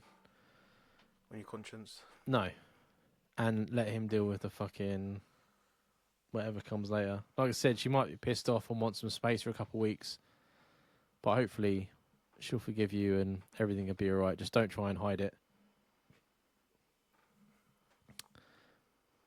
Never. Right. Yeah, let us know how it goes. Hopefully, it'll be a bit awkward at work and stuff like that. But I mean, if you're partying and stuff and you're really good friends, maybe it'll be nothing. Could be. You know what I mean? She'll just be like, oh, okay, thank you for telling me. And then she gives him a grilling. And then it's like, it'll be awkward at work, but then it's like, everything goes back to normal. For me as well, I would almost think like, he's gone that close to home, kissing someone. He's going to do it when she's not about and when there's other girls around, that he won't get caught. Yeah. He might have that mentality. That would if we're talking about me pre-Charlotte group of girls that I knew, if I could get away with getting with another girl, I would have done it. 100%. I was a little shit. Yeah. I to be honest, he doesn't. I don't really like the sound of him, but that's not for us to judge. No. We don't know him. We can only go by what the situation's happened. But yeah, hopefully it gets sorted. Right. So I'm going through some stressful times at work. I put a lot of time and effort in, and I don't seem to be getting a reward for it. I've gone for a role changes and promotions internally. I've never seemed to get past the interview process. I feel like a lot of people are getting further than me and don't seem to be putting that much effort as I do. Where do I go from here? The induction to the last episode was amazing, but sorry to say, Daniel, it's mostly definitely Argos with an O, but your defense of an argument was funny listening. I can guarantee you didn't say it my way, so, say it my way and then come back in. That's what I'm saying with that. This is something that I always piss me off about workplaces, right? Is that it doesn't matter about how much work you put in now, it's about arse kissing. And the fact is, the more work you put in the position you are now, saves them money, and they have an employee that will work harder. So they don't want to move you anywhere to lose that person because you won't be able to be replaced. Mm-hmm. And that's why it's so fucked up. That's why I spent such a long time as a deputy manager or a team manager. Yeah. Because they didn't want to move me because I was doing the job For free. of a manager, getting paid less for it. Yeah. And that's how companies work. Like, they do it now. And the worst thing as well is that, say that, like, you're doing all this work, blah, blah, weeks and weeks and weeks and weeks and weeks. And then one day you're sick. Then when you come back, they're like, oh, you're not normally sick. That's really disappointing. We could have used you yesterday. But then some guy that comes in is never fucking there on time, comes in one day on time, and they're like, oh, you came in on time, well done. It's like, well, where the fuck is that equal? Like, I've been busting my ass for months and have one blip. And now I'm the devil. I think there's a quote from Elon Musk where he says, the longer you accept bad workers in an area as a manager, the longer the good workers in the area are going to become bad workers because they're watching you accept the shit. And I do think that's true. There's a lot of guys that I've known from the beginning in certain jobs over the years who deteriorated as the more and more shit they got flung at them. They deteriorated as the years went on, and it's happened to me in the past. Yeah, same. By the end of the time in retail, I had enough. I just remember going in thinking, what's the point of being here? Yeah. And stuff like that. It does. But it's easier to let the dickheads be dickheads because they're the ones that give you the most grief when you try and discipline them. Yeah. You know what I mean? It's the same with, like, I get it a lot where, because I just say yes, that I get spoken down to. And then the people that talk back don't get spoken to because the managers don't want to have the aggro. Yeah. You know what I mean? There'll be certain people they avoid. Yeah. But then it's like, Dan, can you go do this? Dan, can you go help this person? I'm like, well, what about them over there just standing there doing nothing? And then they walk off. And then if I don't go and do what they've said, I'm now a dickhead. Yeah, so it's the same everywhere, no matter what place you work in. That's why this email... Another thing I would say as well is, you know this as well, Dan, getting promoted internally in a business is almost a million times harder than getting a job externally and coming into it. Yeah. And I remember being a manager and we were having people come into the business from businesses that had fuck all to do with what we were doing. Like, they were coming from, like, mobile companies and stuff like that. And they would get given a higher rate of pay, better places to work, better staff, better all this, everything. They'd throw the book at them. And then I'd be the ones that worked hard through it, the likes of me, you, Charlotte, everyone that worked our way through the ranks. we were getting like given the shittest ones, and they're like, "Oh, prove yourself, and you'll be able to work yourself up." Yeah. I'd be sitting there thinking, "I don't have to sit through this." Yeah. And it's all motivational shit they give you. That's actually Co-op's. They told me that's Co-op's policy, that if you work internally, and you want to become a store manager, you will get a small store to start off with, like a certain square foot. But if you're externally, you can have the biggest stores to walk into. Like my manager that I had the grievance and that with, that just he worked in B&Q. I'd worked there for fucking 8 years. I think I'd worked at the Co-op from the bottom, and he was fucking treating me like shit and bullying me and putting me down and that. And I was the one that was, that's why I ended up leaving. But that's why this email got me so fucking worked up, because I can see her working her Putting ass in off. the hours. Yeah. Doing the work. And she ain't going to get anywhere.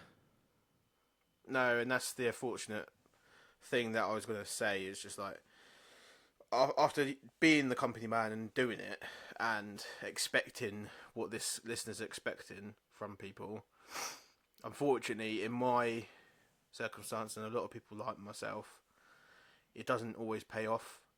And sometimes it might even better, even if you just threaten to go somewhere else, they might put you in another position in the job because they don't want you to leave. Like I threatened when I originally threatened to leave the Co-op. They put me in they trained me to do like disciplinaries and stuff like that, so then I would stay and paid me a bit more money. But when I look back on it, it was still pittance and what the external candidates were getting and stuff like that. So I think it's the same in every business. It's not just retail. It's the same in every business. Yeah. The business I'm in now is exactly the same. Like it's all these randoms just coming in. Yeah. The only way to do it is to apply elsewhere. Yeah, take the experience and all of that you've learned from there and take it somewhere else. Yeah. And you might not even got that far. Like you might get an interview and just say to them, "Oh, I've been interviewed somewhere else," and that might scare them, like Jamie says, into forcing their hand. But if you look at it from like a business point of view, like they're saving money because you're working harder. And Sabina's had a person leave earlier. Oh no, did she leave? But she was the same. She was like, she's expressed her interest in becoming a manager. She's putting all these extra hours in. She's asking about going on all these extra courses that they supply and stuff like that. And they just keep going, and just keep putting it off. And she still keeps plugging away. And she's getting to the point where she's exhausted and just thinking, what's the point? And that's the way it goes. All the good employees get fucking tanked. Yeah. And then they become shit, like you saying about at the beginning. I remember doing group interviews for store managers. So we'd have like 5 or 6 guys come in. We'd do like activities with them for the day, and we'd be me and like a couple of other store managers running it to see like the management skills amongst these people. We'd run a group activity, and when you go into the room when we then have to discuss how we think these candidates are doing, a lot of the conversations weren't based around what was going on in the activity. It was based around their CVs and where they'd been before. Right. And the 2 guys out of the 5 that we had, they were internal candidates. They didn't get it, but the 3 guys from like Carphone Warehouse and some other fucking firm, they got the jobs. And it wasn't out of experience within store and knowing what they're talking about as regards to answering the questions, but it was about the square footage and how many employees they've worked with beforehand. Yeah. Which isn't always transferable. No, not at all. It makes me so frustrated. So many companies would work better, and the managers would be better if they just use the good employees, but they just don't. They take the arse kissers and the fucking people that have no idea but they can breeze through a fucking interview. Oh, makes my fucking blood boil,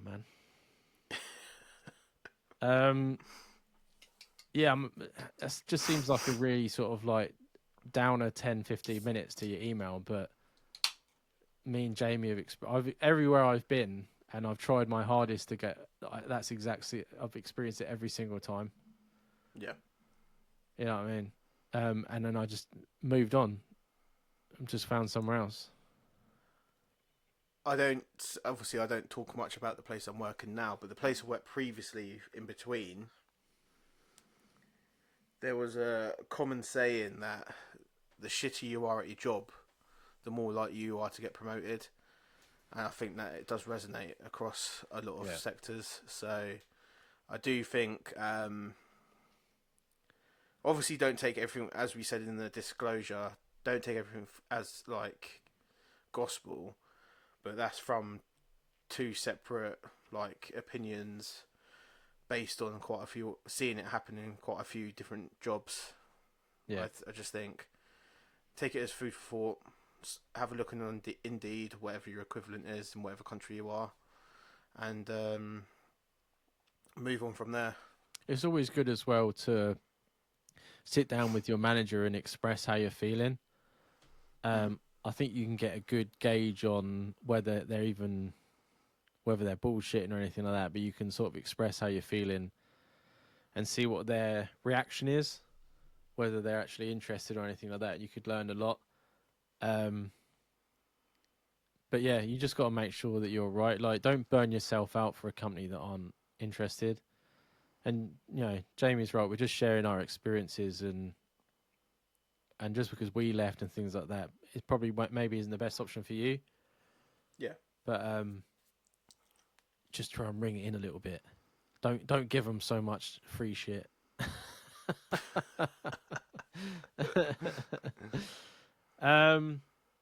Right. So this next email, I was looking forward to reading out. He's been a long time listener. He's emailed in quite a lot. The last email, he was going on holiday, and he said about taking his shirt off while he's on holiday. He was self-conscious about his body, and he said about... Was this the guy originally that wrote in about the micro penis thing? I was trying not to bring that up, but yeah, it is, yeah. He didn't say micro penis, he just asked whether size mattered. Yeah. Yeah. So the first part, he says, thanks for the brilliant advice, and I took it. At first, I hid myself away and made excuses, but on the second day, I just remembered your advice, manned up, and went for it, so thank you. Then he says... his missus and his relationship has gone from strength to strength, and I'm really enjoying having someone in my life. You both have been a big part of building my confidence, and I would like personally to thank you. And I emailed him back, and I said, like, you know, yeah, well, you listened to us and you emailed him, but it was all him. Like, massive fucking congratulations, man, from the first email you sent in on the 12th or the 10th last year to now. Your confidence is better. You've got a missus. You've been on holiday, and you're a big man out there, and that's all you, man. We've done nothing. We got a few nice words from us, but don't count yourself short, man. Like, you took them steps. It's definitely something to be proud of. Definitely something to be proud of. Damn right. And we're proud to be part of it, but it is all, as Dan said, all you. Yeah. So the question he's got is, I want to do something to mark the 6 months of us being together, but I'm worried about it looking too much and over the top. Is there anything you can suggest? I tell you what, right now, he's fucking a better partner than me or you.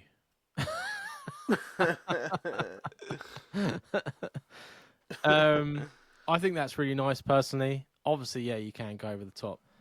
My first instinct was going away for the weekend. So not something necessarily, like that would be nice. Yeah, not necessarily buying us something, but like getting a hotel room and going away for a night, and then going out for a nice meal. Doesn't have to be abroad either. Just be somewhere nice, somewhere picturesque. Yeah, just a hotel, or, a bed and breakfast or an Airbnb, just to get away for the night with just you two.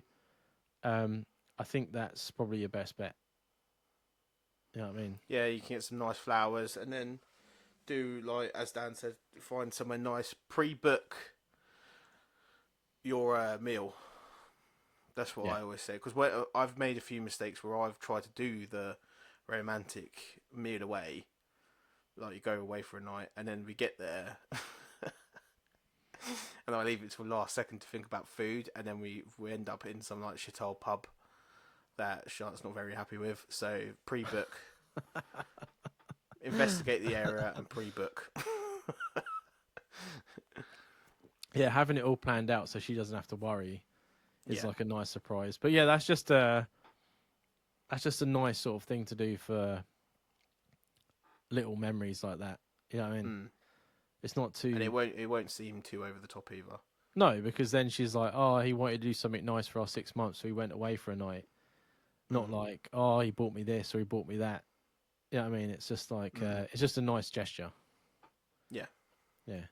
But let us know what you decide to do.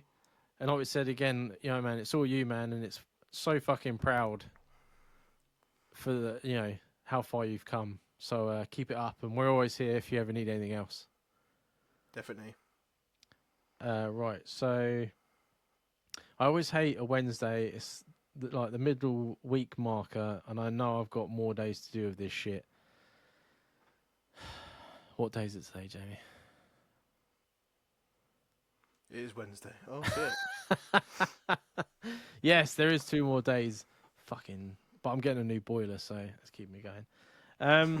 But you guys always cheer me up. I wish there was a larger catalogue for me to dive into, but I must commend you both for never missing a single week. A lot of podcasters are not this consistent. I was like, not enough, a larger catalogue. I was like, what? Because 65 episodes and a Monday is not enough. That's what I mean. But when you think about it, all the big podcasters, they're on episodes 1,000, 500, 700, whatever. That's not our fault, So, Jamie. We need, you know, it's the not, listeners. we ain't had the years put into it yet. We only started last year. Give us a chance. They're not getting out there telling the word. I mean, you got to spread that word. If we become full time, you have a fucking episode every week, every day. Yeah, exactly. Well, we won't. I'm not committing to every day, but maybe 3 times a week. If they're fucking paying, I'll fucking do every day. I did email him back and ask what he would like. We're always up for suggestions. I know we do. I do my story and Jamie does the JCB. But we're all up for suggestions to like mix things up and things like that. So if there is something you want to hear us do, you know, we're welcome to have suggestions. I'm a driver for the local delivery service, and I get some calls quite consistently to make a drop at the same house every week. I've gotten to know the lady who lives there quite well. Is it overstepping the mark to ask her out for a drink? I'm not sure if she has a partner, but no one else answers the door but her. All I know is she has a young boy.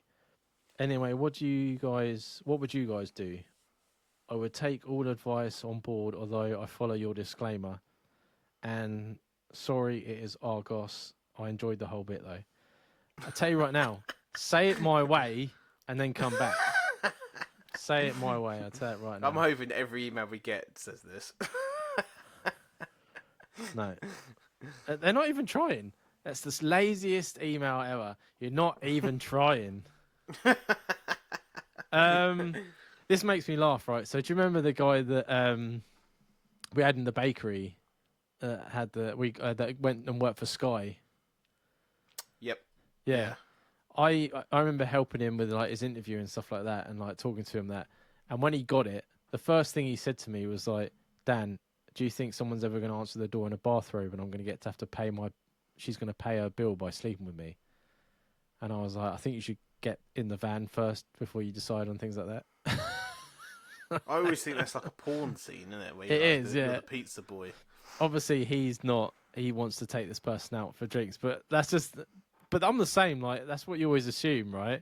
Mm-hmm. Plumbers, electricians, anything that goes in someone's house, and you see them on like porn things like that. Like you're under the sink fixing it, and she stands over the top in a bathrobe with nothing underneath. Mm. And you look it's up a fantasy, and isn't it? Yeah. Big you see the fantasy. clam hanging there. Clam. The hippo smile. Oh man, I've never heard of it called that before. The old burger buns. Is it overstepping a master to ask her out for a drink? If you like, for me, if I definitely knew she was single, Yeah. then I would. But I would always be a bit hesitant of like, because obviously you're going there every week. It's a lot like when I say about everyone knows my answer, right? I'm dancing around it. Everyone knows what I'm going to say. But the wise part of my brain that I don't listen to never crap where you eat, right? So I wouldn't do it because if you're going there every week, you're now going to make it awkward if it doesn't pan out or she says no. But the Dan part of me that I listen to is like, yeah, of course you fucking ask her out. Why wouldn't you ask her out? Exactly. We need to listen to the little head, not the big head. No, wait, that's the other way around. Is it? For me, it is. What, you listen to the little head, not the big head? The big head. It's not little down there, Jamie. It's big. Listen to the big head. Oh, God. Oh. Someone's been taking his testosterone. That's what it is. Can't take what I can't say, Jamie. Would you ask? I think you would. Yes. I would 100% ask. I would try to be sly about it and be like, oh, without saying, like, what time is your boyfriend coming home? I'll be like, oh, doing much this weekend or whatever, and see if she mentions a boyfriend in any plans, and do that for like a week or so. If there's no boyfriend mentioned in any plans when you're asking, just fucking ask. You could. I would go along the lines of being like, something like, oh, I never see your partner answer the door. Yeah, but that's blatantly asking what you're trying to get at. Yeah, I know, but I haven't got a couple of weeks, Jamie. This geezer's got a couple of weeks. But I'm a now or never, mate. You know what I mean? I'd be like, oh, I never see your partner answer the door, and she goes, because I haven't got one. I'm like, what do you want to go out later? But you're defeating the point of what I'm saying, and so that's why walking down the drive with my dick out. That's why there's two of us, Jamie, because he wants two advice, doesn't he? He doesn't want to hear just yours. He wants to hear mine as well. Basically, what you should do, mate, is if you get out of the van and unzip your trousers as you're walking down towards the door, doing the shuffle with your trousers. Yeah. And you're just standing there with the trousers sitting at your ankles, and you're already taking the shoes off. You're just standing there in your socks. just hold the parcel near your crotch, and as she goes to take it, be like, "Oh, gentle." Give her a little bit. I'm pretty sure that is a porno.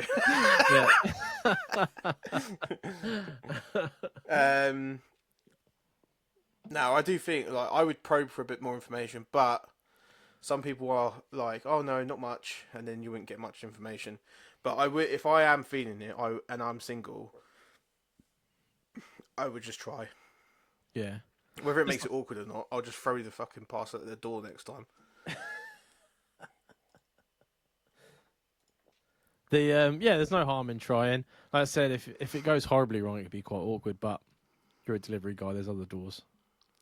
You know what I mean? Have some fun with it. If I was single, yeah, like every time I'd be a chancer. Just be like, yeah, we've got a good friend that was doing delivery driving for a while. I wonder whether I've never asked him. I might have to ask him. Have to have a go. I'll tell you what though, if you answer the door and say I've got a package from Argus, she'll fall in love with you. Yeah, but she'd be like, "Where's the fuck's that? I didn't order that." She'd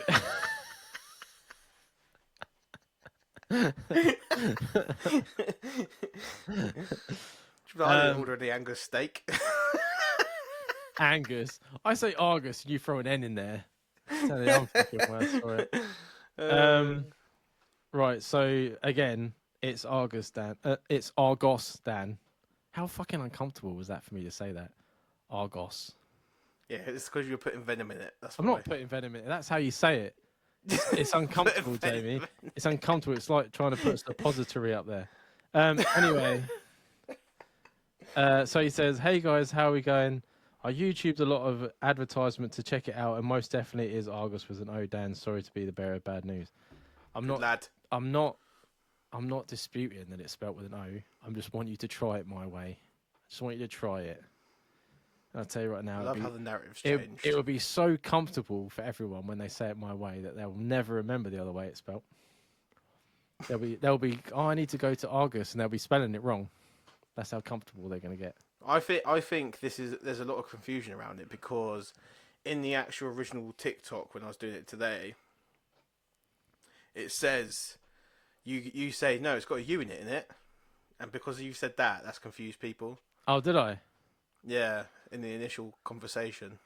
Oh. No, I know it's got an O in it. You're probably trying to catch me out at the time. Being a Because I dick. did like a little calculations face. Do you know that meme of calculations? Oh yeah, when you're trying to figure it I out. did that, and I'm sitting there going, and then I did the calculations over my face. I was like, no, it's no. So he says, I have a friend who is too lazy to email in themselves, so I'm doing it for them. He's a 27-year-old guy who has never had a relationship, and is not having luck online dating. I know you guys have said about speed dating in the past, but do you have any other options? I would probably say not being lazy. If he ain't got enough willpower to send an email in, he's probably, he ain't He's doing probably much there. sending a single DM a day to a girl. Be like, hey, what's that? What was that guy's initial message? Hey, chicas. Hola chica. Hello. Hola chica. Worst fucking I line hated ever. the fact that she replied to that, and I'm like, I've sent beautiful messages and not got a word, and he says that shit, and she fucking, I was so annoyed that day. Wait the day this comes out, I'll get a text message. Because he knows who I'm talking about. Yeah, he knows who he is. If I was single again, like if horribly something happens between me and Sabina, which I hope it doesn't, and I end up single again, I would either do speed dating, or I've mentioned an app on here before called Meetup, which is people with different interests put on there when they're meeting up, and they meet up, and I would much rather do that. Meet up with a group of people of similar interests and just have something happen organically than trying to force online dating, because it's so fucking dangerous now, like we've said about it before. Like online dating for men or for females is just a fucking shit show. Yeah, it is definitely, and I do think quite a few couples that I met recently as well. I do think going back to the old-fashioned way of meeting in a pub or whatever is still possible. Yeah. So don't go out and become an alcoholic, but go out a few times with a group of friends and just make the effort to speak to a woman when you're out. Yeah. Because I seem to be able to talk to loads of women when I'm out. I'm married, and there's no like thing there for like trying to get with them, but there's always people out that you can speak to. Yeah. But that's why I said about like going to these groups, right? Because so I was looking at like board game groups where they go into a pub, but then it's just that progression, right? You meet up with these people, and then you meet a couple that you click a little bit more with. So then you meet up with those people, and then you go out drinking, or you go to days and things like that, and then you're meeting more people that way. Yeah. Online dating is a very lazy thing. Like, you come home and you just sit on your phone, and I think that's why it's so dangerous as well, because you don't know who is on the other end. To me, obviously, because I've never done the online dating scene, from the outside point of view, it's like having Deliveroo, but for like a dating situation where you just go through hundreds and hundreds of takeaways on Deliveroo or Uber Eats or whatever, and have the choice of the lot. Yeah. And that's what a lot of people are doing online. And then the people with the lower self-esteem and on the lower end of, like, looks-wise, that doesn't look like someone that's off Love Island, is always going to be the person that's, like, losing out. Yeah. Because they don't know how to talk to women. They don't know how to talk to the opposite sex or whoever they're interested in. They also haven't got the, like, insane Adonis body to, like, make up for it. For the fact that they're useless. So then it's a difficult situation. Yeah. But that's why I think there's so many guys in that rut. Oh, mate. So many. I was one of them. But that's why I think if I did it again, I would make the effort to go actually meet people. Yeah. And get out there. Because that builds confidence as well, right? Because once you're with a group of people that you get on with and share your same interests, that gives you confidence. Whereas sitting at home on your phone going, this person ain't going to reply, but I'll do it anyway. This person ain't going to reply. Oh, look, they've replied and they've said fuck off. Oh, that's great. It's just a downward spiral of just bullshit. Yeah. And all it's going to do is knock confidence. It does pan out for some people, but you have to be lucky. Yeah, well, I met Sabina, didn't I?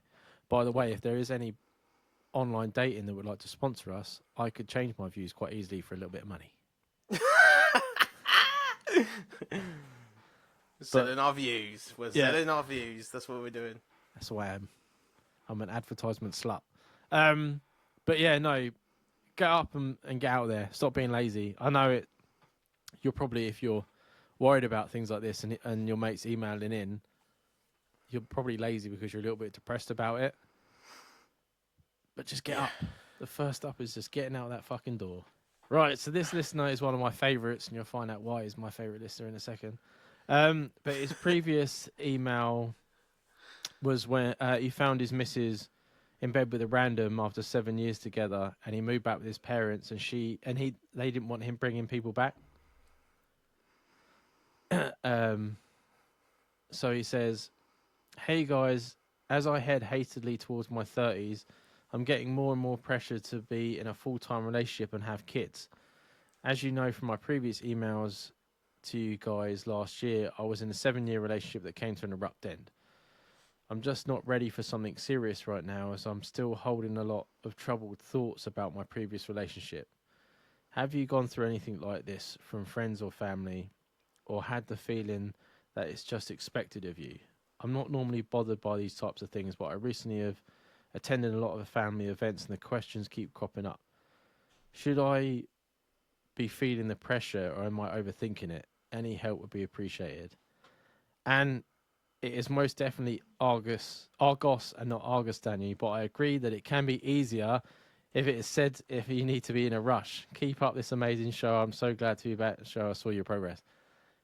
Thank you. You see that? He at least tried it my way, and he agrees that it is easier and quicker to say it my way. I love you. Thank you very much. The one and only listener that's tried it my way. 1 in 10. 1 in 10. 1 in 10. 1 in 10. Tell you, at least he gave it a still go. agreed it's Argos, though. I'm not disputing that. I'm just saying my way is better. I've said that so many times in this episode. My way is better, Jamie. I'm older, and you must respect me in that way. Yeah, we'll find out once I've emailed fucking Argos. I tell you, they're getting paid. They're being paid. They'll tell you whatever you need to hear. I felt this way, and I know your brother, who was on here, felt that way without any pressure. Yeah. For anyone. Mr. Commitment. He was on a fucking mission, and he managed to find someone that, wanted it as quickly as he did. Yeah. Yeah, you're under that pressure anyway. Like, when me and Charlotte got married very young. We got married at like 24-ish. And the first thing that was said to me on my wedding day from a family member was, "When's the baby's coming?" Do you know what I mean? Mm. So people expect, once you've done one thing and got yourself into a committed relationship, they'll be like, "When you're getting engaged? Once you've been engaged, when you're getting married? Once you're married, when you're having babies?" And it's always the same. You get that same pressure all the time. So, in a way, you're overthinking this as a listener. You're overthinking it, but at the same time, it's pressure for a reason. People always do it. You feel it because it is people putting pressure on you. Like, especially since my brother this year has just had his baby. When Kieran got his missus pregnant, the pressure for me to have a baby went up tenfold. Yeah. And I was just like, well, me and Charlotte have made our decision that we just want to go in and have some holidays and enjoy our life together first, become a relationship together before having a kid and making that commitment, because it will happen to a lot of people our parents' age where they've had a kid straight away and they haven't had a relationship together properly before that. When the kid is 18 and leaves the house and it goes to university or whatever, mum and dad don't know what to do together anymore because their relationship was being mum and dad. Yeah. Do you Yeah, know what I no, mean? I agree. Absolutely. You're saying 100%. I sort when you know you want to be a dad, Yeah. you know, and it annoyed Yeah. me because towards the end of my relationship with my ex, she decided to come off the implant, and I was ready to be a dad. I've wanted to be one for a very long time, but I knew at that point I was ready. And Yeah. when I got my car, I got the Cactus, which was like a family car, and I was like, I was ready.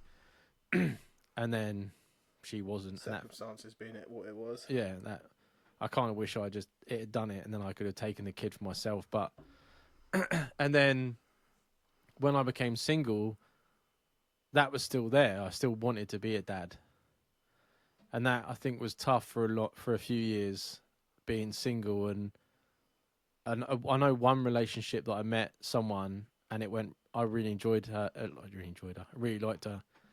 She already kid and she didn't want another one, so that had ended that because of that. And then when I was like single for a long time, I was like, oh, maybe I should have just given up on having kids and just stayed with the one I liked. Mm.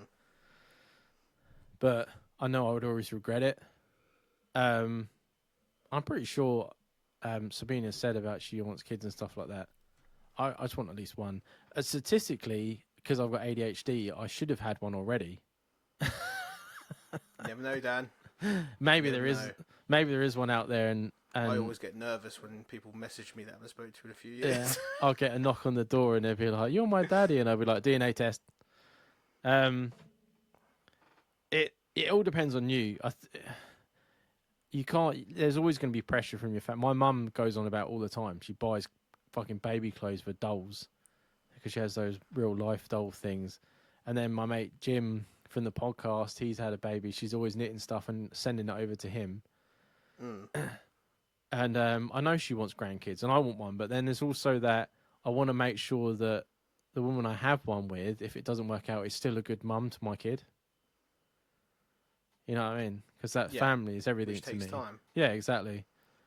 I could have had it a long time ago. Most of my exes have got kids with someone, and I just think to myself that feels sorry for that kid. Mm. Yeah, To deal with whatever that was. yeah, like because all my exes from the podcast, are chronic liars. So you know what I mean, just pathological liars.